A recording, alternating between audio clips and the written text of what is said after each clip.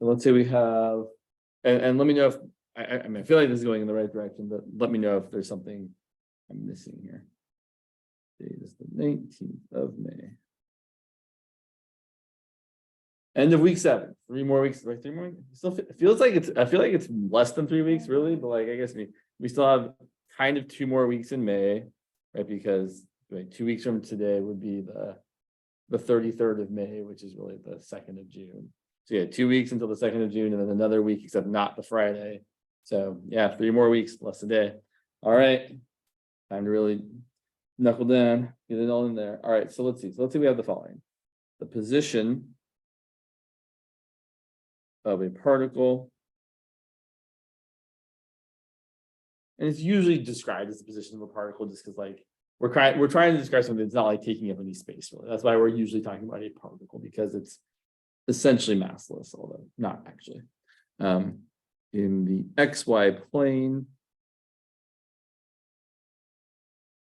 at time t is given by, it's usually r of t equal to 2t in the I direction plus 4t squared in the j direction. Or if you prefer, r of t equal to 2t comma 4t squared. Is he defaulting to one way or the other specifically? Well, so I would say those are both vector ones personally, but right, yeah, there. So yeah, the second one, great. That's great notation. Oh yeah, that's so yes. So specifically the dot notation. So when we're going to find, like, for example, we're going to find a couple things. But like when I want to find velocity here, which is the derivative, dots are specifically, and this actually confused me for a while, I'll be perfectly frank. When you talk about a derivative using a dot, the reason we use the dot specifically is, one, is because it's convenient notation, and 2, it specifically means the time derivative. So whenever you're doing like r dot like that, I'm assuming is how he's writing it, maybe without the arrow. What that really means is the derivative with respect to time always of your thing. So that's, but it's, and then we use a double dot or a triple dot for the second, and so on through. And it's mostly just because it's convenient notation.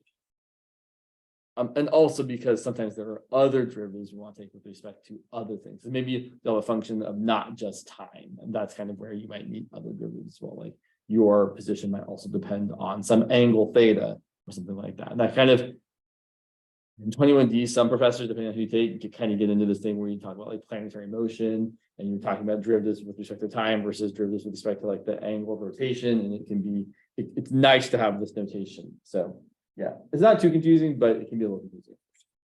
But before we do that, let's go ahead and talk about, we just want to, let's find, find an XY equation whose graph is the path of the particle. This is not always required, but it is kind of nice to just give us an idea of what's going on. Typically, this is just going to amount to setting x equal to the first coordinate. So we're going to let x equal to 2t, and maybe or maybe not solving for t. Here, I don't think you really need to solve for t, because I think we can see that if y equal what, if we square both sides of this, then x squared is equal to 4t squared, but we already know that y is equal to 4t squared.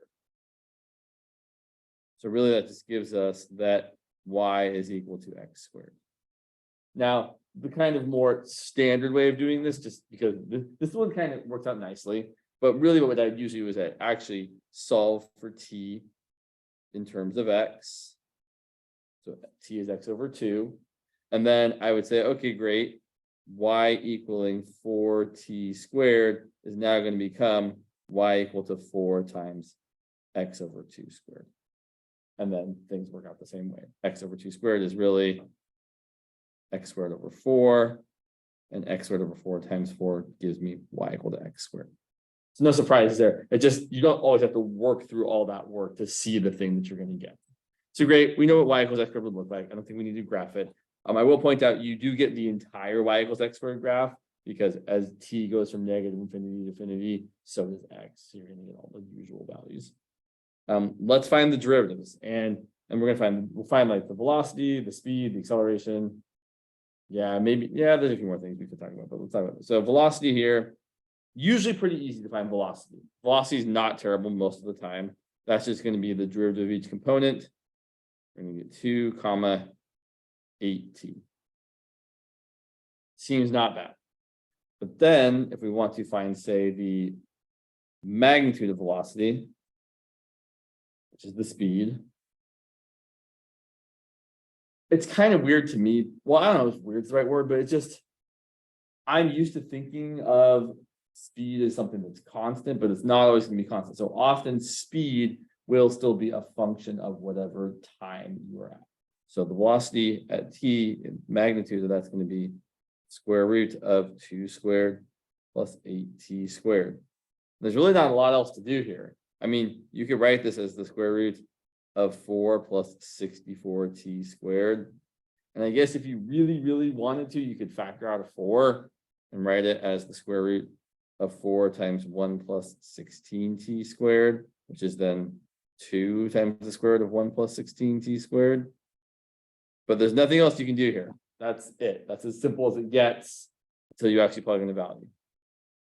It is kind of nice to observe, and it shouldn't be surprising because you're literally taking a square root, that this is always going to be positive, right? If you plug in t equals 0, you get a speed of 1, or sorry, 2 times 1 equals, right? So just if you want, if this is s of t, well, I don't like using it. Fine, I'm going to do it anyway.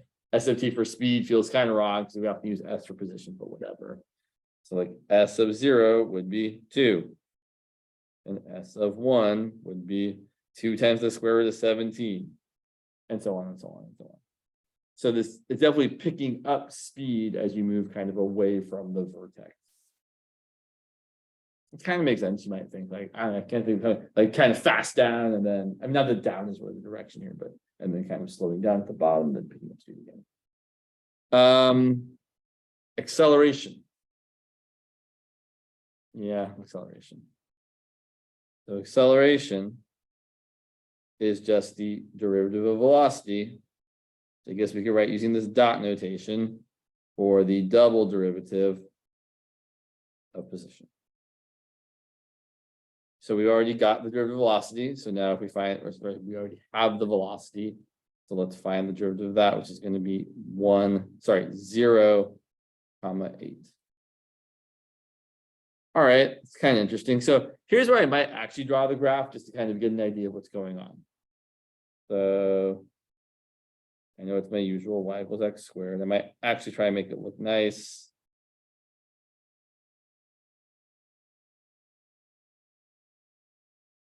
So it's really hard not to want to draw the arrows going the wrong way if you're doing this. So here's my parabola.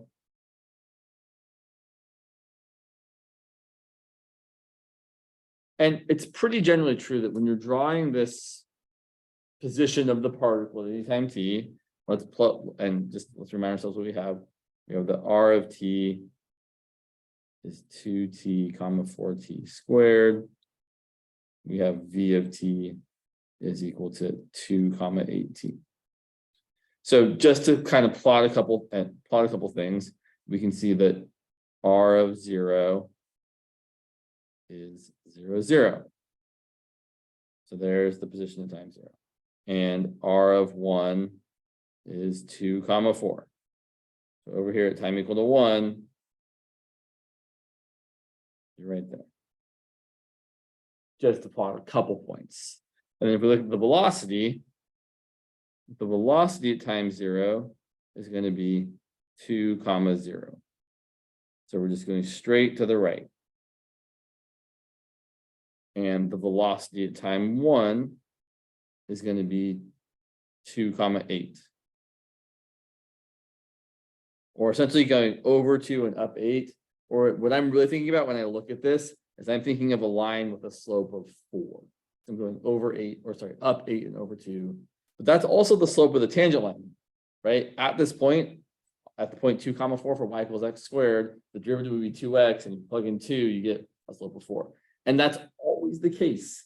The velocity vector is always going to be tangential to the direction of travel. So right here, there's our velocity vector. So there's v of 0, there's v of 1.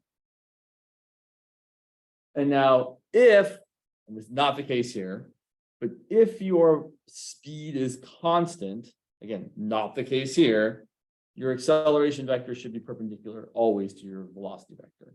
That's not the case here. Here, our acceleration vector, I'm going to draw a different color. Our acceleration vector being 0, 8, well, that's just always pointing straight up. So and I don't want to draw the full length of it because that's not really the point, but here's my acceleration vector at 0. Here's my acceleration vector at 1. It doesn't matter what time it is on this graph, we're always accelerating in the upward direction. It's kind of interesting. Feels kind of weird, right? That we're coming down this way, and essentially we're kind of turning to the left, right? We're turning left, turning left, turning left the whole time, right? This is concave up always. We're always turning left. And if we're always turning left, I guess we're always accelerating. I guess if you're concave, yeah, kind of, yeah, you're always accelerating this way. Even though that feels a little counterintuitive, I think. But yeah, we're always accelerating upwards in this particular example. That's kind of cool.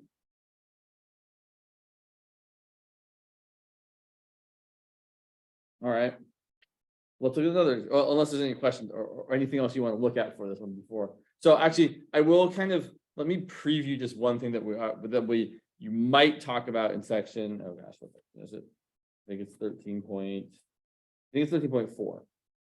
So just a preview of what we kind of do in section 13.4 is we also talk about the unit tangent vector. Now, really, the unit tangent vector is kind of silly because we already know what the tangent vector is. It's just the velocity vector. And so the unit tangent vector is just literally capital T is equal to the velocity vector divided by the magnitude of the velocity vector. That is the unit tangent vector. And so in this particular case, it would end up being 2, 8t divided by the magnitude, which we found on the previous page, which was 2 times the square root of 1 plus 16t squared. You get to, and I would say you can't simplify this, and it's actually often a good idea to simplify this because there's more we often do with it. So I'm going to say this is equal to 1, 4t divided by the square root of 1 plus 16t squared. Shouldn't be surprising actually that it simplifies this way because the thing that's in the denominator here is the magnitude of the vector that's above it. And when you're finding a unit vector, it should always be the original vector divided by the magnitude of that vector, whether you're writing it like this or writing it like that. And then another thing we also find is the unit normal vector. The reason I'm mentioning these things now is just because they're a pain in the butt to calculate. The unit normal vector is just the derivative of the tangent vector divided by its magnitude. Or another, well, no, that's actually not right.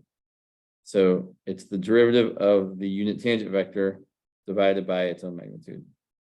Or as Professor Casals might write it, he might write it as, I should be using arrows here. He might write it as t with a dot, because we're differentiating with respect to time, over the magnitude of capital T with a dot. He might write it like that. I don't think I've ever seen it written like that, but you could. And so as you can see, differentiating this is going to get kind of gross, right? The derivative of this, well, this is really equal to, if we write it component-wise, it's 1 over the square root of 1 plus 16t squared, comma, 4 over the square root of 1 plus 16t squared. So taking the derivative of that's going to be a bit messy. Sorry, 4t, I forgot the t there. I might actually go a little bit further here and think of this as 1 plus 16t squared to the negative 1/2, comma, 4t times 1 plus 16t squared to the negative 1/2. Just to make it suck a little less when I have to take those derivatives. I guess we can do it. It's not too terrible. We'll do this one and then we won't do it again today. So let's see if we take let's give ourselves some more room because I know I'm going to run out of room here. So if my tangent vector is that 1 plus 16t squared, the negative 1/2, comma, 4t times 1 plus 16t squared to the negative 1/2.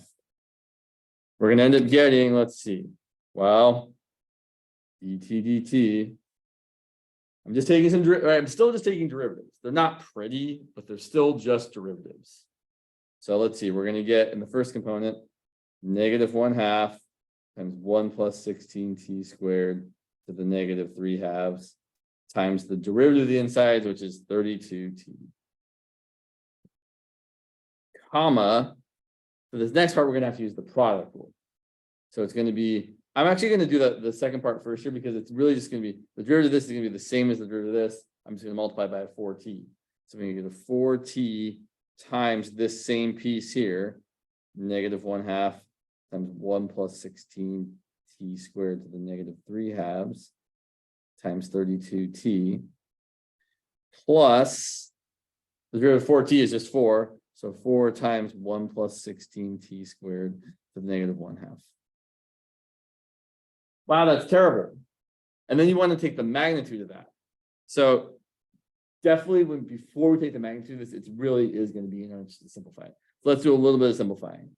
So 32t times negative 1/2 is going to be a negative 16t divided by 1 plus 16t squared to the positive 3/2.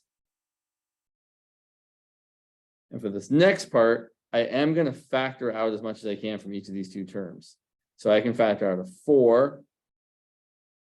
And I can also factor out a 1 plus 16t squared to the negative 3/2. I'm only going to do one of these today for a couple reasons. One, because they're terrible. But two, because you might not cover this in your class. If you're not going to cover this in class, I don't want to waste any more of your time talking about this thing that's not super duper important. But then if we factor out the 1 plus 16t squared to the negative 3/2, we're left with, let's see, use a different color here. I'm left with a t times a negative 1/2 times a 32t plus a 1 plus 16t squared over here.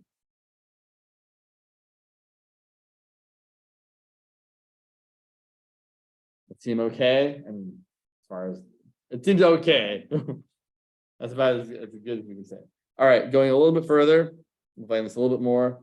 I've got negative 16t over 1 plus 16t squared to the 3/2, comma. I'm going to write this as 4 over 1 plus 16 squared t squared to the 3/2. And if I simplify all this, let's see what I get. So I've got t times t is t squared 32. I've got 16t squared here. Oh, this works out nicely. Sorry, negative 16t squared here, plus 1 plus 16t squared. Boom, boom. Those cancel. It's not actually surprising if you've seen this enough. Things often work out pretty nicely for this. So really, we just have this, right? That's it.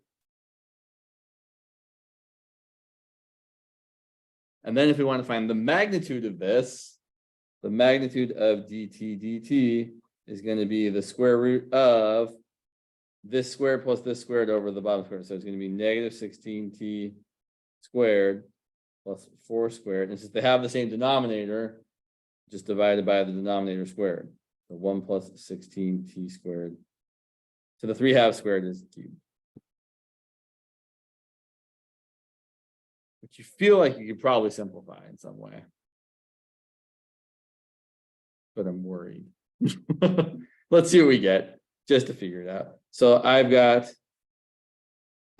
16 squared t squared plus 16 over 1 plus 16t squared cubed. And I feel like if I factor out a 16, yeah, check this out. If I factor out a 16,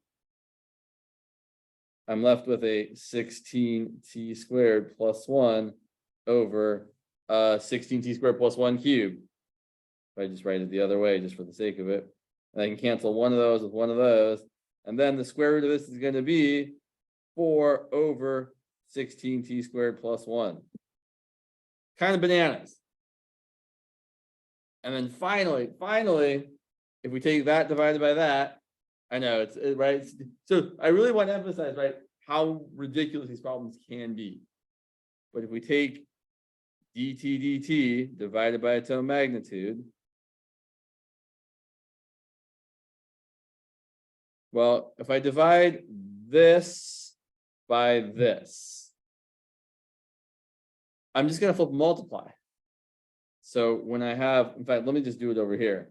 So negative 16t over 1 plus 16t squared to the 3 halves, comma, 4 over the same thing, 1 plus 16t squared to the 3 halves, divided by its own magnitude means multiply by the reciprocal, so times 16t squared plus 1 over 4. Well, when I multiply that by that, I can cancel out the 16t squared plus 1. I just end up with the square root out on the bottom. I can also cancel the 4 there, so I get a negative 4t over the square root of 16t squared plus 1, or 1 plus 16t squared, whichever way you want to write it.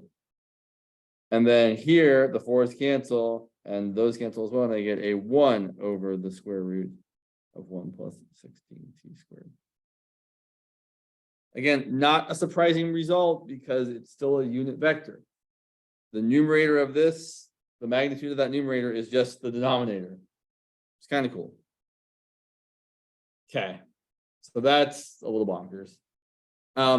There's kind of a neat result here. If you actually, like, your teacher might very well ask you about a problem that's like this, or essentially any kind of just parabola that's who has a, like y equals x squared. They might ask you about something that had that, because you can kind of do some work to show that the curvature, which is the last thing you end up calculating in this section, is kind of maximal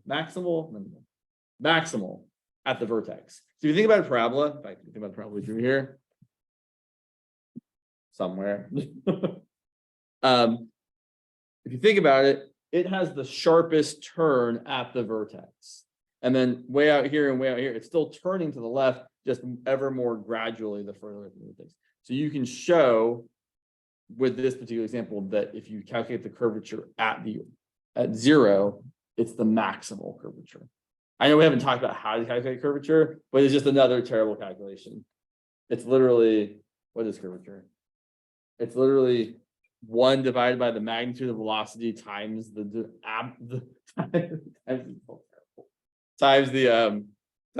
magnitude of dt. So just to point out, just because it might come up, curvature, which we will not calculate today because it's also terrible. The curvature, which is usually given by the Greek letter kappa, is equal to 1 over the magnitude of the velocity, aka the speed, times the magnitude of the derivative of the tangent vector, of the unit tangent vector. Whew. All right, gross. But kind of fun. I don't lie. Like, even though these things are really, really, I mean, yes, I say it's gross, but these things are kind of fun to calculate in that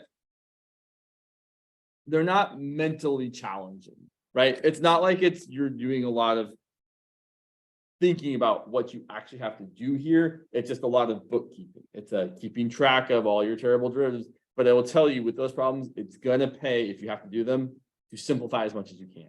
Because if you simplify, things usually work out pretty nicely in the end. All right, that said, let's look at some more examples of the thing you actually asked about. Sorry, it's very easy to get off on a tangent here. Let's look at the following vector functions. Let's say we have r of t equal to, sorry, where'd you go here? Apologies. Let's do that one.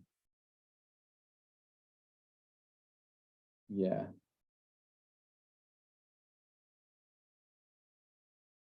Sorry, yeah, let's. Sorry, the example I'm looking at here is just not very exciting. Well, it's not that it's not exciting, it's a bunch of circles, which we already kind of talked about. So let's actually grab a different example. 1 second. And I have another handout here. Or do I? Here I have one.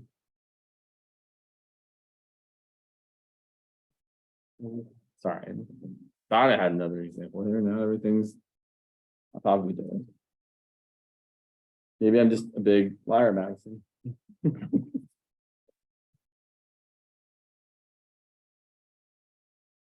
Sorry, one moment.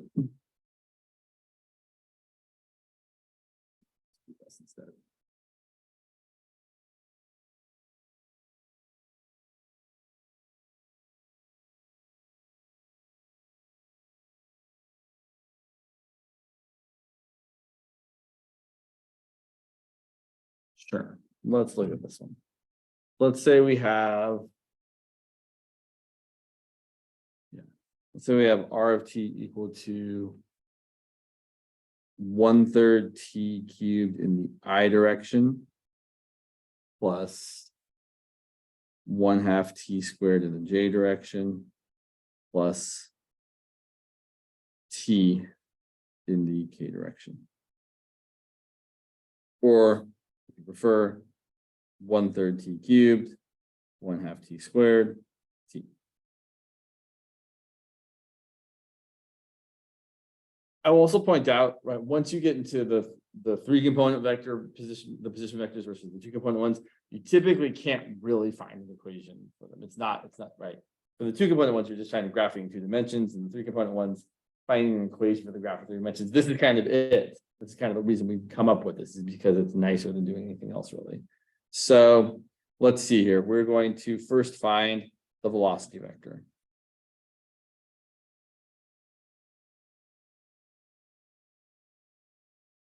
All right, well, this isn't too terrible. Taking some derivatives. I mean, we'll say it's a lot of derivatives, right? There's not really a whole lot else going on, with one kind of exception.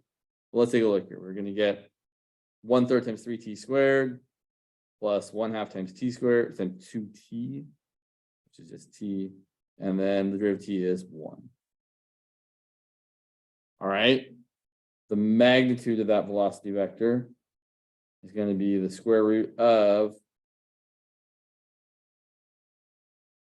t squared squared plus t squared plus 1 squared.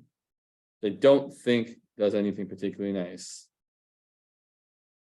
T to the 4th plus t squared plus 1. Let me point out how this problem could have been made nicer, because I think it's interesting. If instead of having 1/2 t squared here, if we had had just t squared, we'd had just t squared there, then this derivative here would have been having a 2t there. I don't think that's actually to be nicer,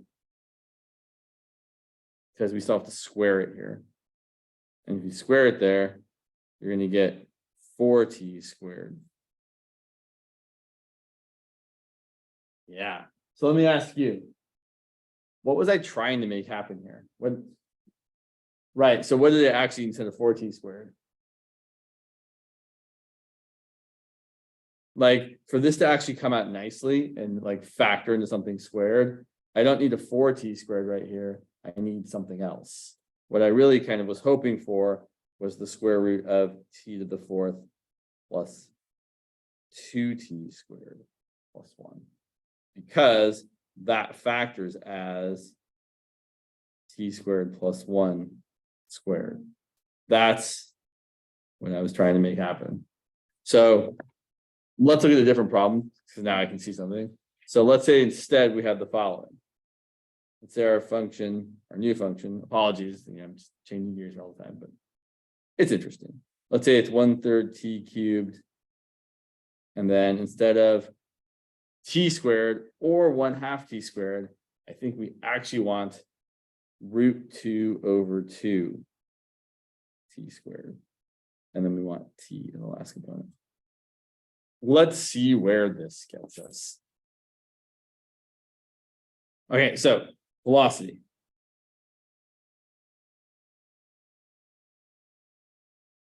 That's going to be t squared in the first component, square root of 2 times t in the second component, and 1 in the third component. And now if we take the magnitude of that, the magnitude of velocity is going to be the square root of t squared squared plus the square root of 2 times t squared plus 1 squared, which is going to be the square root of t to the fourth plus 2t plus 1, which does simplify as t squared plus 1. Not particularly exciting. It's still not a constant velocity, so we still know the acceleration isn't going to be perpendicular to the velocity vector, but it's nice when things simplify nicely. Also, later on, if you had to find the curvature, it's nice to know that this comes out to be this as opposed to something grosser. And then if we want to find the acceleration, no, why am I putting absolute value around it? I don't know. No good reason for that. The acceleration is going to equal second derivative of position. It's going to be 2t, comma the square root of 2, comma 0. So typically, though, velocity and acceleration aren't terrible to find most of the time. I guess the question we could ask is, and the question we often ask is velocity perpendicular to acceleration? And the way I would always attempt to show that two vectors were or were not perpendicular would be by taking their dot product.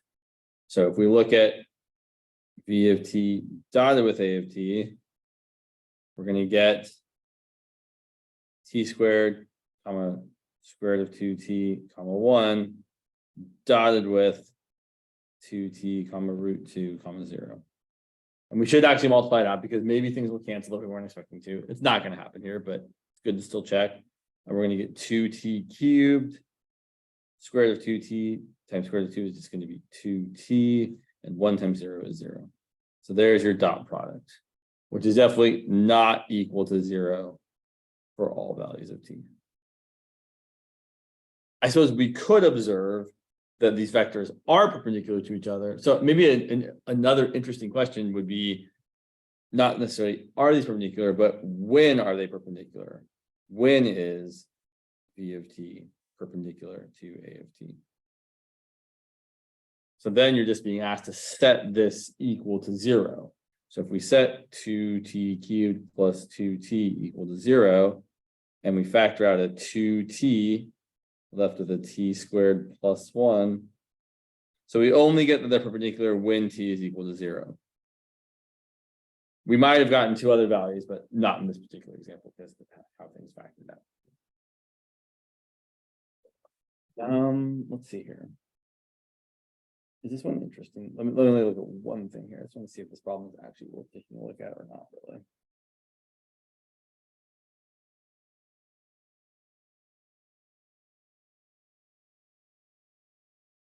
No, it's not particularly something. Yeah. Let's look at something that you might cover. Yeah, we have time.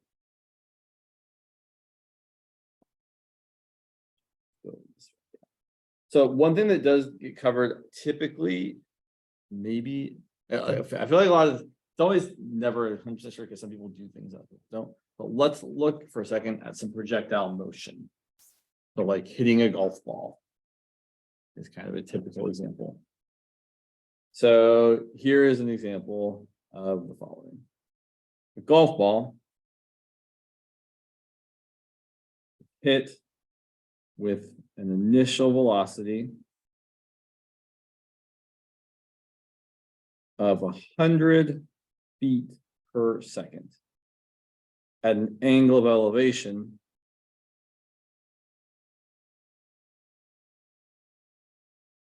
of 30 degrees. And the question we want to answer is, will the ball clear a 10-foot tall tree 250 feet down the fairway?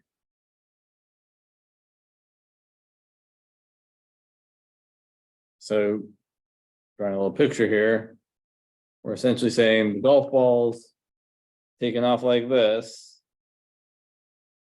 It's going to travel some parabolic path like that. And the question we really want to answer is, let me drop this here.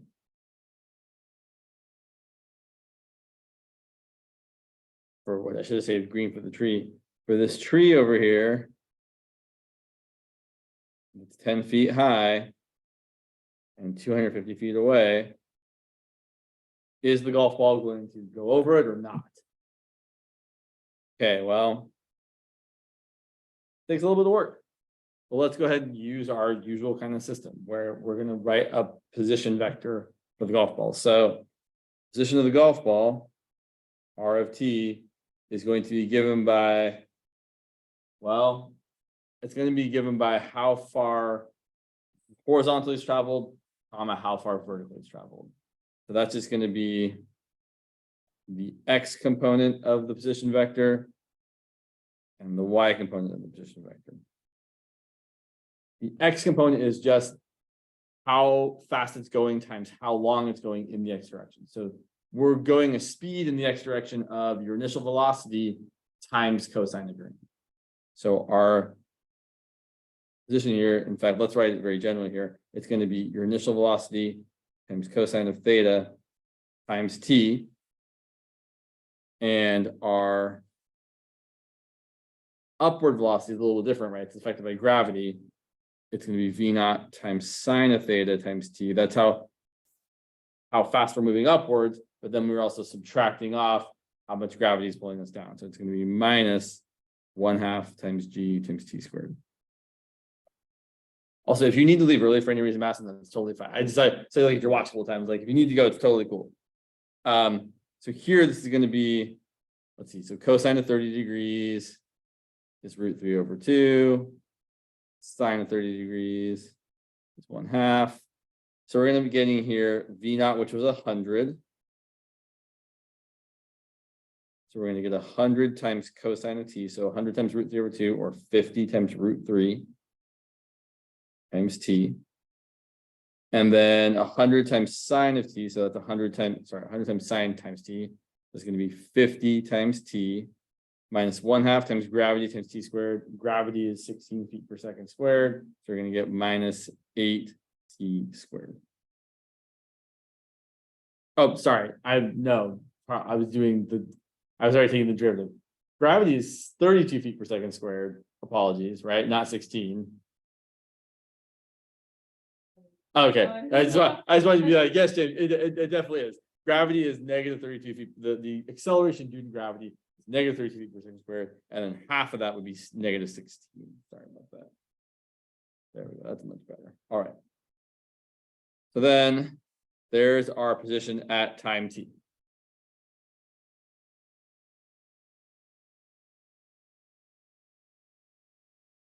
And let's go ahead and also find the velocity vector.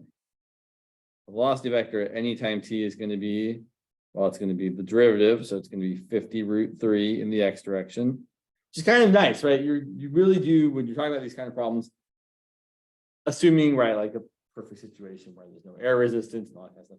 But the x coordinate is just increasing at a constant rate, right? Your velocity is just 50 √3. In the y direction, your velocity is going to be 50 minus 32t.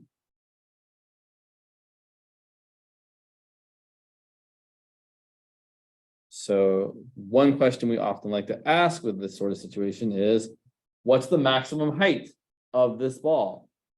Well, the maximum height is going to be right there. And at the maximum height, the y portion of the velocity is going to be 0. So to find the maximum height,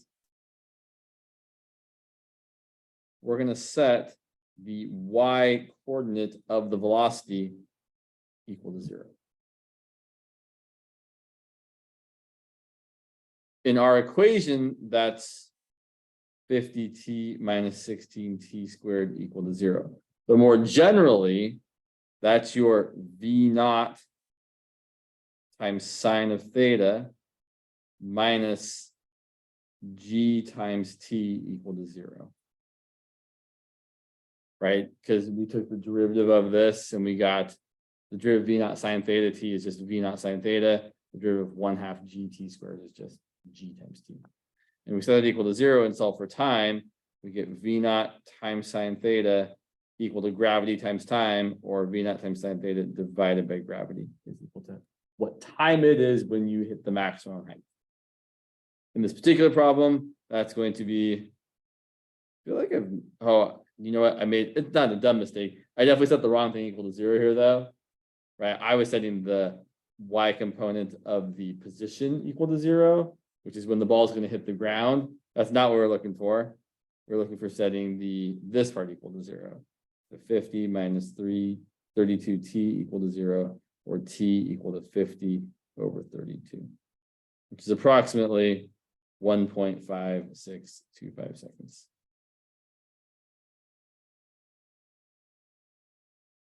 Great, so that's when we reach a maximum height. And then if we plug that into the y component of the position, that'll tell us what the maximum height was. So the maximum height is going to be the y component of the position at time equal to this value here. So that's going to equal, in this particular case, v naught, which was 100, times sine of theta, which was 1/2, times this time value, which is 50 over 32, minus 1/2 times gravity times, right? This gets kind of gross, right? Which is going to be 50 over 32. Which ends up being approximately 38.8 feet.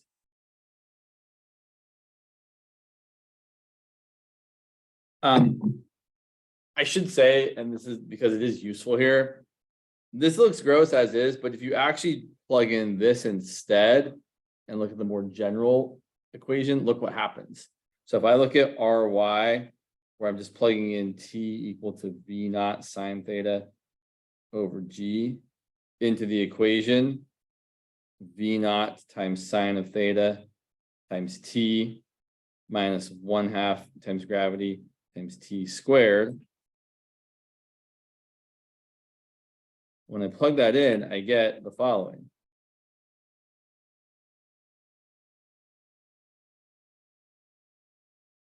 So I get, let's see, v naught times v naught is v naught squared, sine theta times sine theta, sine theta. So I get v naught squared times sine squared theta over gravity minus 1/2 times, well, here I'm going to get gravity times v naught squared times sine squared theta over gravity squared. One of the gravities cancel, and I've essentially got something minus 1/2 of that same thing. So I'm going to have v naught squared sine squared theta all over 2 times gravity, which is not terrible to calculate. I mean, at least it's not a terrible formula to see, right? It's a fairly nice formula. So here we're getting our maximum height is just